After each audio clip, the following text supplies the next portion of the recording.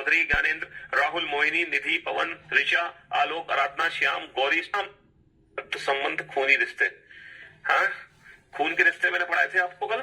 क्यों भाई? Blood relation, रक्त संबंध, खूनी रिश्ते। और मैंने आप लोगों को बताया था ब्लड रिलेशन में हमें एक फैमिली ट्री बनाना होगा, और फैमिली ट्री बनाने के दो कंसेप्ट है, जनरेशन गैप और जेंडर। ठीक है, किस तरह से हम जनरेशन गैप और जेंडर का यूज करते हैं फैमिली ट्री बनाने में, ये हमें कल समझ आया है ना। ट्राइंगल सर्कल का यूज करते हैं मेल फीमेल के लिए, जनरेशन गैप के हिसाब से हम ऊपर नीचे रख देते हैं। फिर मैंने रिलेशंस को फैमिली ट्री के थ्रू रिप्रेजेंट करना सिखाया।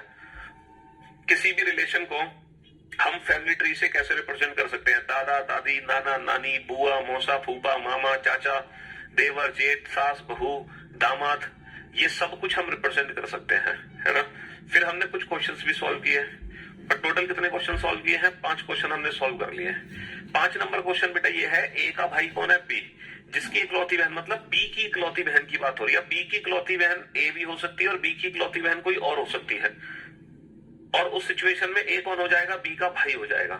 भाई ये भी बी की इकलौती बहन है, और ये भी बी की इकलौती बहन है। तो ए का भाई कौन है? बी, जिसकी इकलौती बहन, मतलब बी की इकलौती बहन की बात कर रहा है। तो बी की इकलौती बहन ए है, और बी की इकलौती बहन ये है। उस समय जो ए है वो कौन हो जाएगा? मेल। तो जो बी की इकलौती बहन है वो किसकी माँ है? सी की माँ है। और डी सी की नानी है, यानी कि माँ, सी की माँ की माँ, सी की माँ की माँ डी। तो ए का डी से क्या संबंध है? ए का डी से क्या संबंध है? ए डी की बेटी है या ए डी का बेटा है? अब ऑप्शन में बेटा ऑप्शन तो दे नहीं रखा, पुत्र तो दे नहीं रखा, तो हमने टोटल ऑप्शन को चूज कर लिया। उस हिसाब से ये वाला फैमिली ट्री गलत है, ये वाला फैमिली ट्री सही है, according to the given option के हिसाब से। ठीक है, हाँ जी। और थर्ड नंबर क्वेश्चन में क्या दिक्कत थी? थर्ड में प्रनानी होनी चाहिए। क्वेश्चन नंबर थर्ड में प्रनानी, ओहो भाई साहब, देखो यही दिक्कत है कि क्वेश्चन नंबर थर्ड में पूछा क्या है, पहले आप ये चीज देखो। क्वेश्चन नंबर थर्ड में पूछा है पी का टी से क्या संबंध है। क्वेश्चन नंबर थर्ड में पूछा है पी का टी से क्या संबंध है। अगर पी का टी से पूछा है तो पी के बारे में बताना है, तो पी कौन है? परपोता। अगर क्वेश्चन होता टी का पी से क्या संबंध है, टी का पी से क्या संबंध है, तो आंसर होता बेटा परनानी का। अब हम आंसर देते परनानी। अगर पूछा जाता ना टी का पी से क्या संबंध है, टी कौन है? तो परनानी, पी कौन है? परपोता। आप लोग इस चीज पे ध्यान दो कि पूछ किसके बारे में रहे हैं। पी का टी से क्या संबंध है? परपोता। टी का पी से क्या संबंध है? परनानी। How is P related to T, तो इसका मतलब है who is P. How is T related to P, मतलब इसका मतलब है हु इज टी। किससे किसका संबंध पूछ रहा है, ये पता करने की कोई ट्रिक है क्या सर? ये पता करने की कोई ट्रिक नहीं है, ये पता करने का कॉमन सेंस है सिर्फ। जैसे मैं बताऊं कैसे, एक काम करते हैं, मैं आपको बताता हूं किसका किससे संबंध पूछ रहा है, ये कैसे पता चलता है। जैसे ये है रमेश और ये है सीमा, ठीक है। और रमेश के पिताजी हैं, रमेश के पिताजी हैं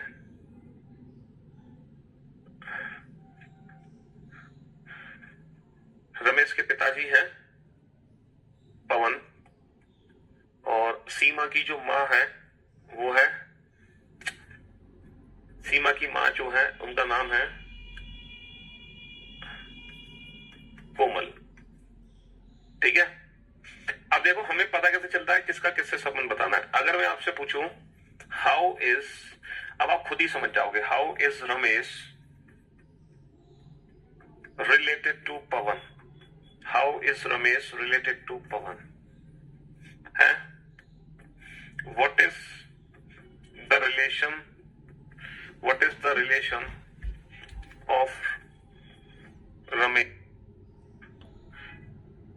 क्या सकते आराम से हो गए कि इन सारे क्वेश्चंस में बताना किसके बारे में, रमेश का पवन से क्या संबंध है। आप आराम से समझ लो, टेंशन फ्री हो गए कि इन सारे क्वेश्चंस में बताना किसके बारे में, रमेश के बारे में बताना है या पवन के बारे में बताना है। हमें रमेश के बारे में बताना है या पवन के बारे में बताना है, हमें पिता आंसर देना है या पुत्र आंसर देना है, ये बताओ। हाँ जी, हमें पिता आंसर देना है या हमें पुत्र आंसर देना है। How is Ramesh related to Pavan, या what is the relation of Ramesh with Pavan, है ना। How is Ramesh related to Pavan, how is Ramesh related to Pavan, how is Ramesh related to Pavan. तो Ramesh, who is Ramesh, what is the relation of Ramesh with Pavan, तो who is Ramesh, तो हमें बताना है who is Ramesh. Ramesh कौन है? रमेश है सन। रमेश सन है, फादर नहीं है। अच्छा, पवन के साथ रमेश का क्या संबंध है, यानी कि रमेश कौन है? रमेश का पवन के साथ क्या संबंध है, यानी कि रमेश कौन है? रमेश पवन से किस प्रकार संबंधित है, यानी कि रमेश कौन है? रमेश का पवन से क्या संबंध है, यानी कि रमेश कौन है? हिंदी में भी इन सारे क्वेश्चंस का एक ही आंसर है, पुत्र। पिता आंसर तब होता है जब हमसे पूछा जाता कि रमेश के साथ पवन का क्या संबंध है। पवन कौन है रमेश का? पवन का रमेश से क्या संबंध है? पवन रमेश से किस प्रकार संबंधित है? तो इन सारे क्वेश्चंस का आंसर होता पिता। आराम से तसल्ली से समझ लो कि ठीक है, क्योंकि जब तक आप उल्टा आंसर रमेश से पवन से रमेश का क्या संबंध है, बेटा पवन से रमेश का क्या संबंध है, तो रमेश का क्या संबंध है, तो रमेश कौन है, यहां भी आपको यही बताना है कि पवन से रमेश का क्या संबंध है, तो रमेश कौन है। पवन से रमेश का क्या संबंध है, यानी कि रमेश कौन है? सन ऑफ सरदार नहीं है, सन ऑफ पवन है। हाँ जी, सन ऑफ सरदार नहीं है, son of Pawan. Son of पवन। अब आपका डाउट दूर हो गया कि किसके बारे में बताना होता है? अब तो कोई कंफ्यूजन नहीं है कि रमेश के बारे में बताना या पवन के बारे में बताना है, कैसे पता चलता है?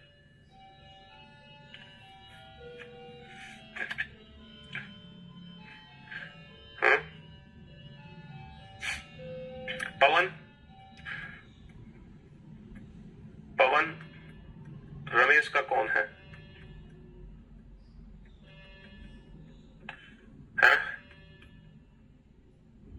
रमेश से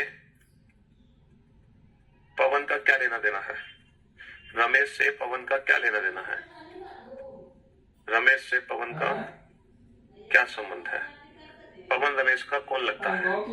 पवन रमेश से किस प्रकार संबंधित है? इन सारे क्वेश्चंस के आंसर क्या होंगे? पवन रमेश का कौन है, रमेश से पवन का क्या लेना देना है, पवन रमेश से किस प्रकार संबंधित है, इन सारे क्वेश्चंस के आंसर होंगे पिता। इन सारे क्वेश्चंस के आंसर क्या होंगे? पिता होंगे। बाप है, बाप जी है, बापू है। हाँ जी, तो अब आपको समझ आ गया कि किसके बारे में बताना है, किसके बारे में नहीं बताना। तो थोड़ा कॉमन सेंस यूज करेंगे तो हम आंसर दे सकते हैं बड़े प्यार से। अब कोई दिक्कत नहीं आएगी आपको आगे, ठीक है? अब कोई दिक्कत आपको नहीं आनी चाहिए।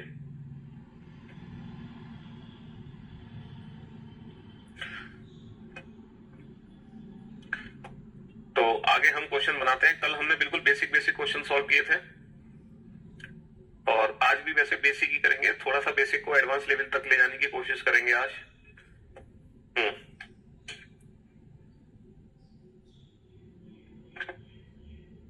बुक बेटा 9 जून को फ्लिपकार्ट पे लॉन्च होगी, नहीं तो 7 जून को होगी।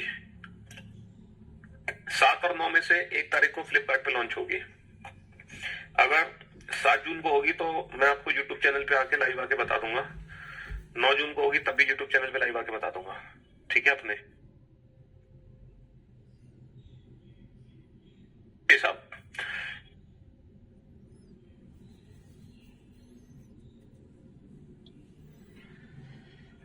चलिए साहब, ई बी की बहन है।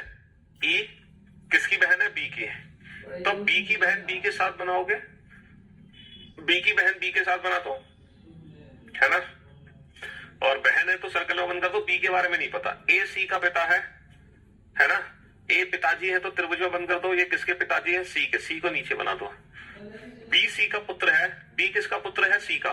देखो सी का पुत्र सी से नीचे आएगा या ऊपर? सर पुत्र तो नीचे आएगा और पुत्र है तो ट्राइंगल बंद कर दो। बी सी का पुत्र है और बी की बहन है ई, और बहन को यही बना दो इसके साथ। तब ए का ई से क्या संबंध है? अब बताओ इसके बारे में किसको बताना है? हमें ए के बारे में बताना है या ई के बारे में बताना है? ए का ई से क्या संबंध है? तो how is A related to E, मतलब हु इज ए, ये बताना है हु इज ए। ए का ई से क्या संबंध है? ई की माँ का पिता या फिर ई के पिता के पिता। तो जो ए है वो ई का या तो दादा है या फिर कौन है भाई? ई के पिता के पिता दादा, ई की माँ के पिता या फिर नाना। तो ए या तो दादा है या नाना है। According to the given option, option A is the right answer. Option A is the right answer. A is B's brother. A B का भाई है. B का भाई B के साथ बना दो. भाई है तो ट्राइंगल ओवन कर दो. C A की माता है. A की माता A से ऊपर बना दो. माता है तो सर्कल में बंद कर दो. D C का पिता है. C के पिता C से ऊपर बना दो. त्रिभुज में बंद कर दो. D C के पिता है. E B का पुत्र है. B का पुत्र B से नीचे बना दो. पुत्र है तो ट्राइंगल में बंद कर दो. तो यह बताइए कि A से D का क्या संबंध है. अब देखो A से D का क्या संबंध है. How is D related to A? Who is D? है ना. A से D का क्या संबंध है. How is D related to A? A की माँ के पिता हो गए नाना. तो A से D का क्या संबंध है. D कौन हो गए. उसके नाना जी हो गए. है ना. A से D का क्या संबंध है. D का, यानी कि D कौन है. ठीक है.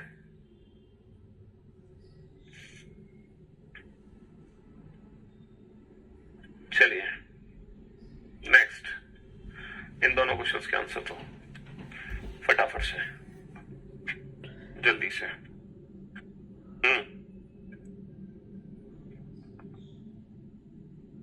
ए किसकी बहन है.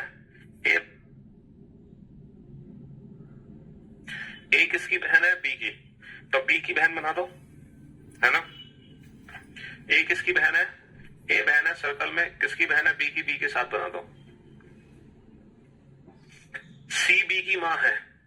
बी की माँ बी से ऊपर आएगी. माँ है तो सर्कल में बंद कर दो. डी सी का पिता है. सी के पिता सी से ऊपर आएंगे. पिता है तो ट्राइंगल में बंद कर दो.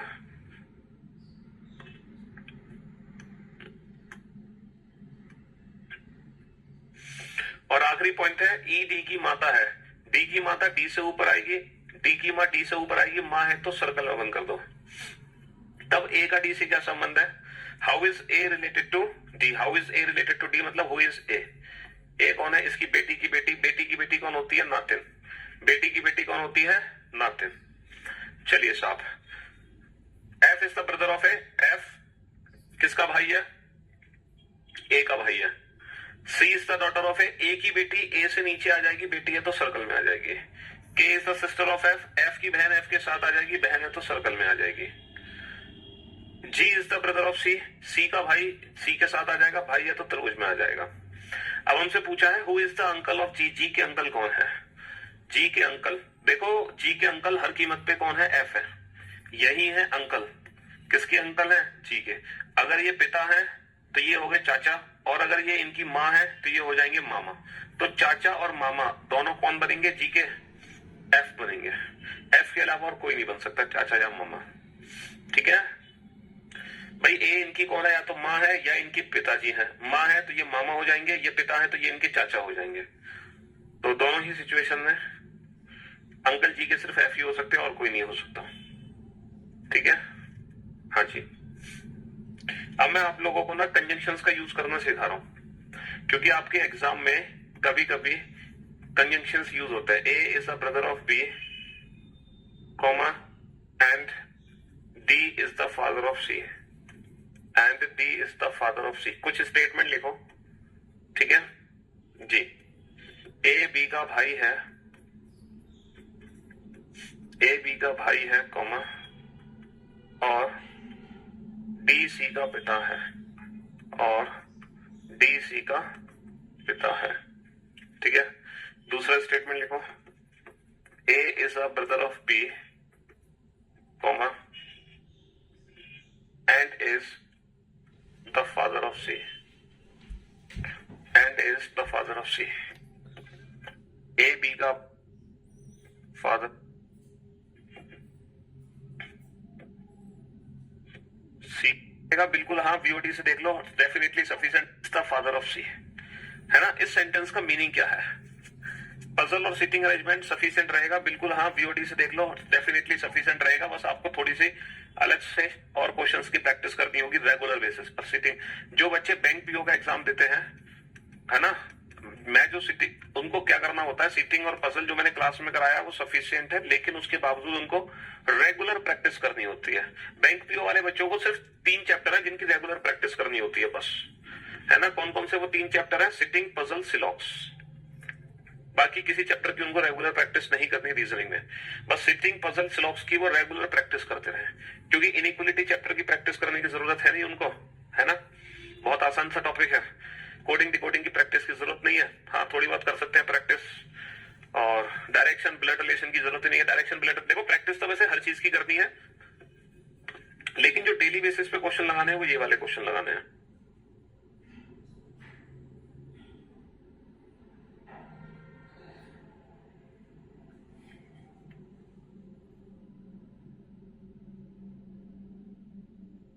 First person subject, second person है ना, A is a brother of B,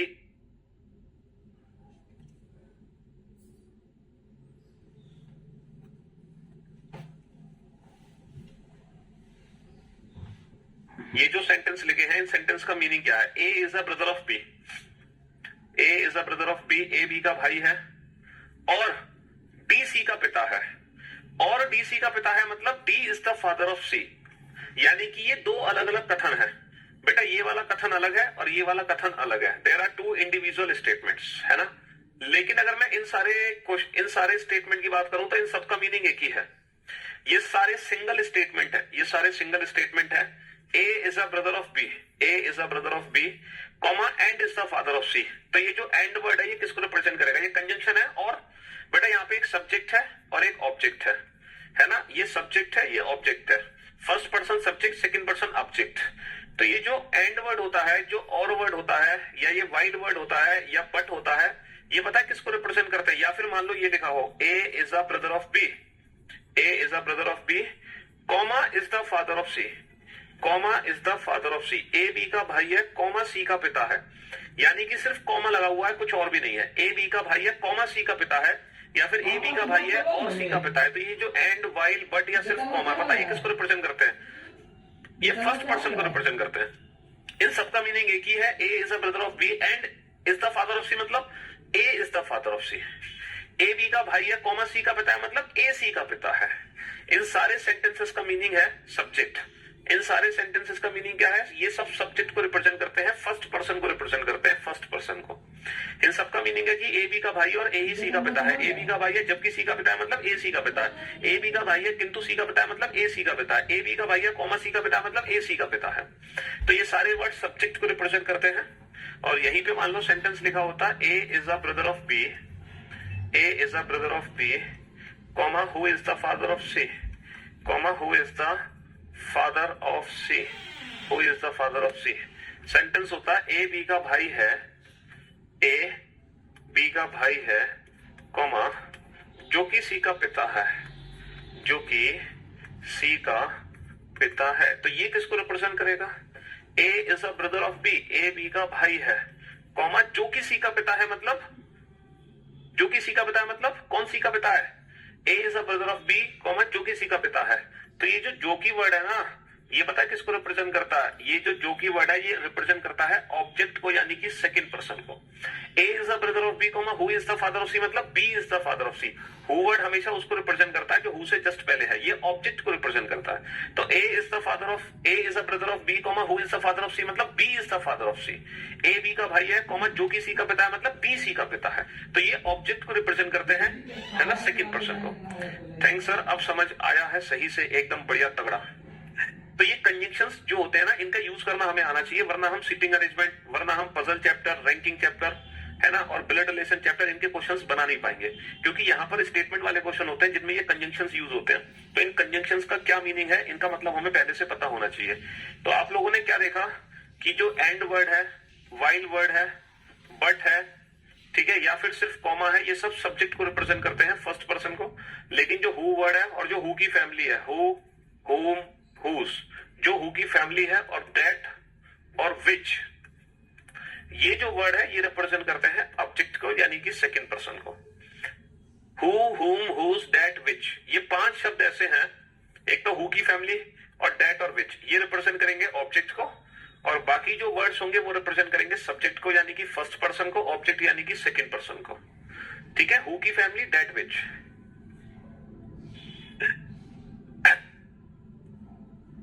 right और लेफ्ट से कोई लेना देना नहीं है कि राइट में क्या लिखना है, लेफ्ट में क्या लिखना है। हमें तो ऊपर नीचे देखना है।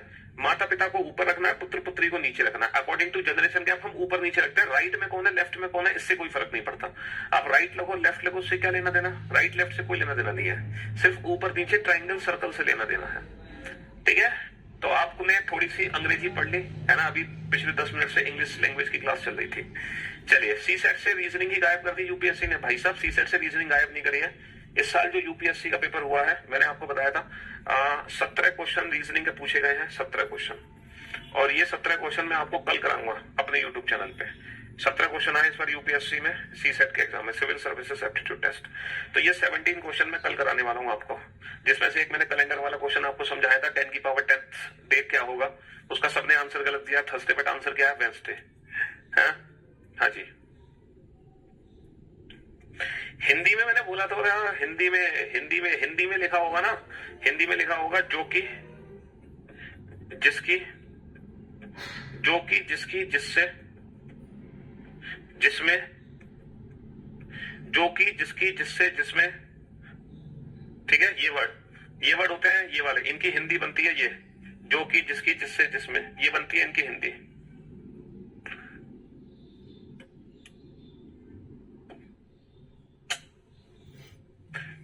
कल शाम को कराऊंगा अपने YouTube चैनल पे।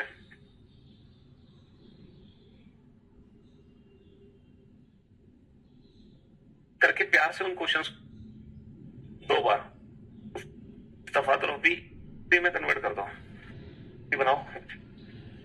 ए बी का पिता है, तो बेटा सिंगल सेंटेंस पढ़ो, ए बी का पिता है, और इसको फैमिली ट्री में कन्वर्ट कर दो। ए किसके पिताजी है, बी के पिताजी है। A is the father of B, A is the father of B, A पिताजी है तो ए को त्रिभुज में बंद कर दो। ये किसके पिताजी है, ये बी के पिताजी है, तो बी को नीचे बना दो, A is the father of B. ये बन गए A is the father of B, A B के पिता है, बन गए ना, ए बी के पिता है, A is the father of B, है ना भाई। पिता होगा तो ऊपर आएगा, और पिता है तो त्रिभुज में बंद कर दो। हालांकि बी का जेंडर हमें नहीं पता। सिंगल स्टेटमेंट को फैमिली ट्री में कन्वर्ट करो। सी बी की पुत्री है, सी किसकी पुत्री है, बी की, तो बी की पुत्री बी से नीचे आएगी। C is the daughter of B, और डॉटर है तो सर्कल में बंद कर दो। लेकिन मुझे बी का जेंडर यहाँ पे नहीं पता चला। डी बी का भाई है, देखो बी का भाई बी के साथ आएगा, बी का भाई बी के साथ आएगा, और भाई है तो त्रिभुज में बंद कर दो, है ना। ई ए का पुत्र है, देखो ए का एक और पुत्र है, कौन, ई, तो ई का एक और पुत्र है, यानी कि ये तीनों सब भाई बहन है आपस में, है ना। ई ए का पुत्र है। अब क्वेश्चन क्या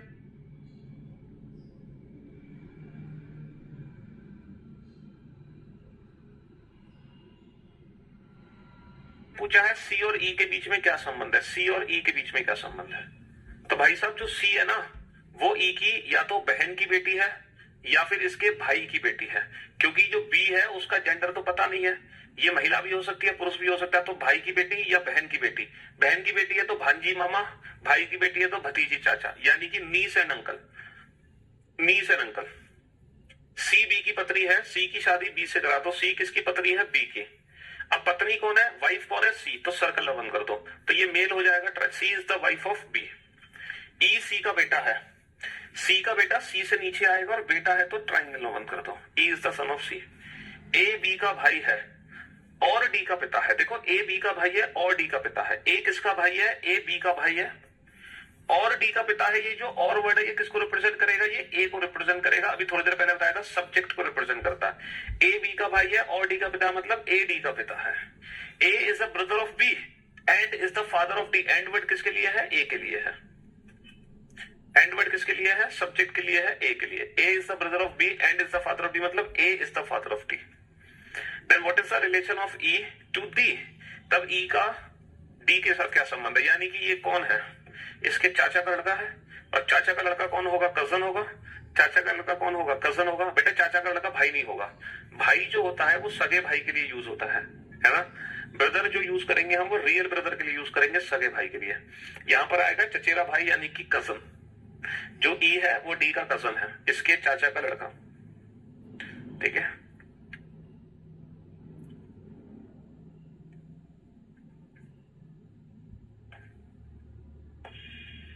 बनाओ इन दोनों का फैमिली ट्री। हाँ जी, आप स्पीडोमीटर में देखोगे तो लाइव की तो क्लास आपको अजीब लगेगी। बनाओ फटाफट से, जल्दी से।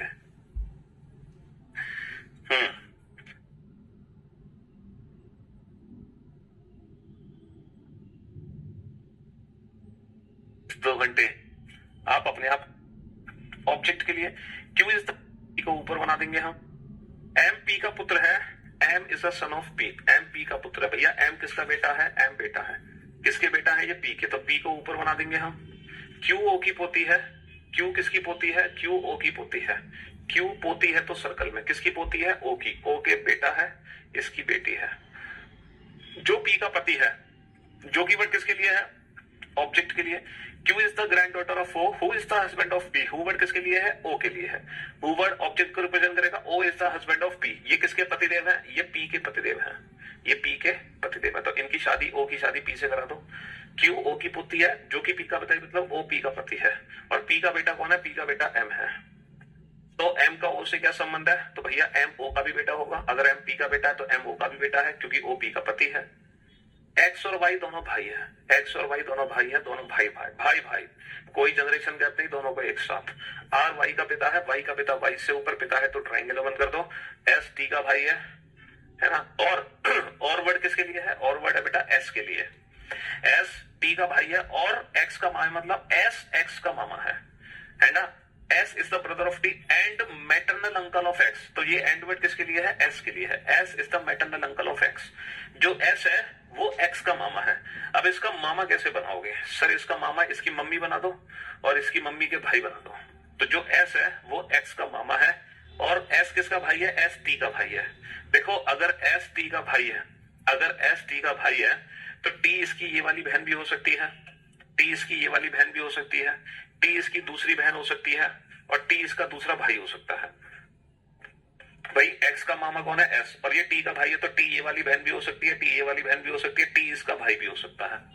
तब क्वेश्चन क्या पूछा है, then how what is the relationship of T to R, तब टी का आर से क्या संबंध है, तो भाई साहब टी आर की पत्नी भी हो सकती है, टी आर की पत्नी भी हो सकती है, टी आर की साली भी हो सकती है, और टी आर का साला भी हो सकता है, टी आर का साला भी हो सकता है, टी आर का साला भी, according to the given option, option B is the right answer. अब इस क्वेश्चन का आंसर बेटा एग्जाम में दिए गए ऑप्शन पे डिपेंड करेगा, तो ऑप्शन के हिसाब से टी आर की पत्नी है, क्योंकि टी आर की साली है ये वाला ऑप्शन दिया नहीं है, टी आर का साला है ये वाला ऑप्शन दिया नहीं है ना। हाँ जी, तो पत्नी आंसर होगा, क्योंकि यहाँ पे 3 पॉसिबिलिटी है टी की, यहाँ पे 3 पॉसिबिलिटी है टी की।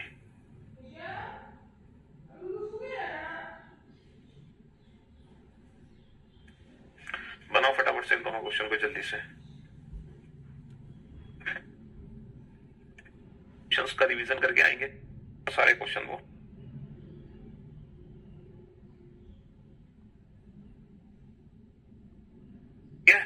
हाँ जी, the husband of Q, P is the, यदि और जब आप कल का लेक्चर अटेंड करो ना, तो आज की क्लास में कराए गए सारे क्वेश्चंस का फैमिली ट्री दोबारा से बना के आना कल, ठीक है। हाँ जी,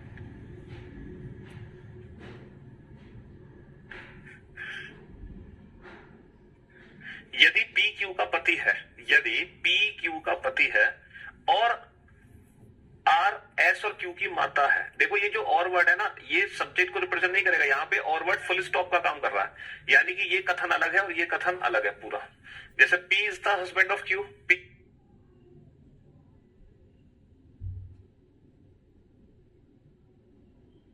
is the husband of Q, P की शादी क्यू से करा दो, P is the husband of Q, and R is the mother of, R is the mother of S and Q, तो ये सेंटेंस ही अलग है, R is the mother of S and Q, इसमें एंड का कोई लेना देना नहीं है, R is the mother of S and Q. तो देखो एस और क्यू की माँ कौन है, एस और क्यू की माँ आर है, एस और क्यू की माँ कौन है, आर है, तो आर से पी का क्या संबंध है, then what is the relationship of R to P, English में अलग पूछा है, हिंदी में अलग पूछा है, आर से पी का क्या संबंध है, हिंदी के हिसाब से पी के बारे में बताओ, पी कौन है, इसकी बेटी का पति, और बेटी का पति हो गया दामाद, तो हिंदी के हिसाब से दामाद आंसर है, आर से पी का क्या संबंध है, यानी कि पी दामाद है। और इंग्लिश में क्या पूछा है, what is the relationship of R to B, what is the relationship of R to P, मतलब आर कौन है, पी का, तो इसकी पत्नी की माँ, पत्नी की माँ हो गई मदर इन लॉ, तो अकॉर्डिंग टू इंग्लिश हमारा आंसर है मदर इन लॉ, और हिंदी के हिसाब से आंसर है दामाद। और बेटा इंग्लिश में मदर इन लॉ लिखा है, हिंदी में लिखा है दामाद, क्योंकि हिंदी में जो पूछा है उसका आंसर दामाद है, इंग्लिश में जो पूछा है उसका आंसर है मदर इन लॉ, ठीक है। हाँ जी, हिंदी वाले बच्चे दामाद आंसर देंगे, इंग्लिश वाले बच्चे मदर इन लॉ। एक पुस्तक पढ़ता है और जानता है कि उस पुस्तक के लेखक के नाम से वह परिचित है।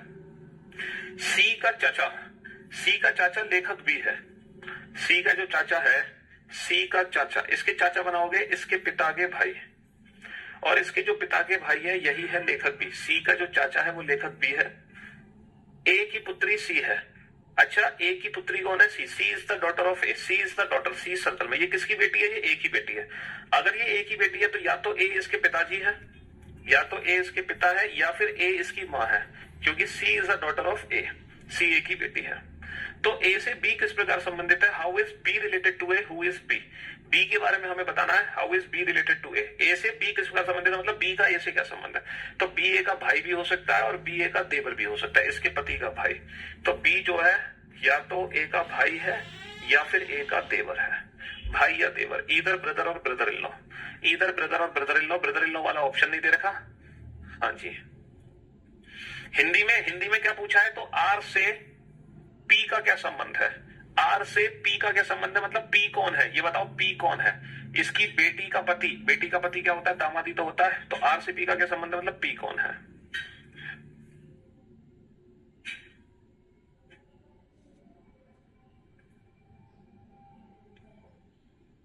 चलिए नेक्स्ट क्वेश्चन का फैमिली ट्री बनाओ फटाफट से, जल्दी से।